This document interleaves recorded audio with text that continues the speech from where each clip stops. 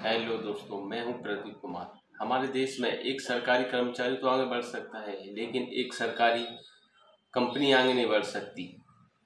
BSNL, जो कि भारत सरकार की एक सरकारी कंपनी है, बीएसएनएल भारत संचार निगम लिमिटेड, जो कि एक नेटवर्किंग प्रदान करने वाली कंपनी है।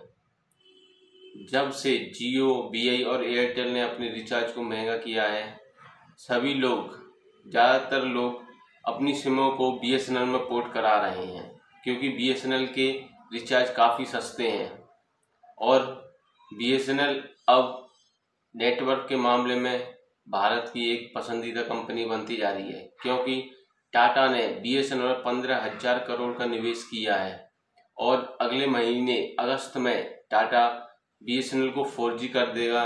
तो वहीं अगले साल 2025 में टाटा ने कहा है कि वह बीएसएनएल में 5G की शुरुआत कर देगा, जिससे कि आने वाले दिनों में इन तीनों कंपनियों का एकाधिकार खत्म हो जाएगा।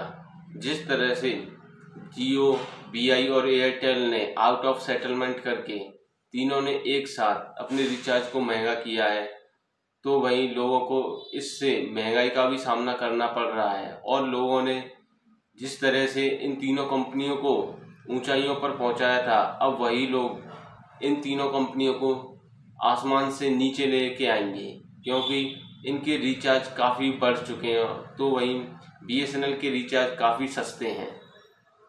जब जियो आई थी तो उसने शुरुआत में अपने फ्री रिचार्ज वाले प्लान से शुरुआत की और लोगों को अपनी तरफ खींचा, और काफ़ी सारे लोगों ने जियो की सिम को अपनी पसंदीदा सिम बना लिया, क्योंकि उन्हें सस्ता रिचार्ज और फ्री रिचार्ज मिल रहा था, जिससे कि ग्राहक जियो की तरफ बढ़ते चले गए। लेकिन जिस तरह से जियो ने अपने ग्राहकों का विश्वास तोड़ा है, उससे आने वाले दिनों में जियो, एयरटेल और बीआई को काफ़ी नुकसान होगा। बीएसएनएल भारत में इसलिए आगे नहीं बढ़ पाई क्योंकि उसमें घोटाले हुए। बहुत सारे घोटालों की वजह से बीएसएनएल कंपनी आगे नहीं बढ़ सकी, क्योंकि जब बीएसएनएल उस टाइम पे आगे बढ़ना चाह रही थी, उसी टाइम पे 2G घोटाला और दयानिधि एंड उस समय के जो ए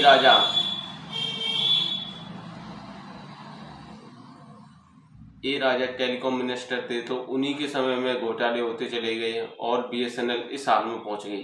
तो रही सही कसर जियो ने पूरी कर दी, क्योंकि जियो की तरफ जिस तरह से लोग गए और उन्होंने नेटवर्किंग दी, वो काफ़ी बढ़िया थी।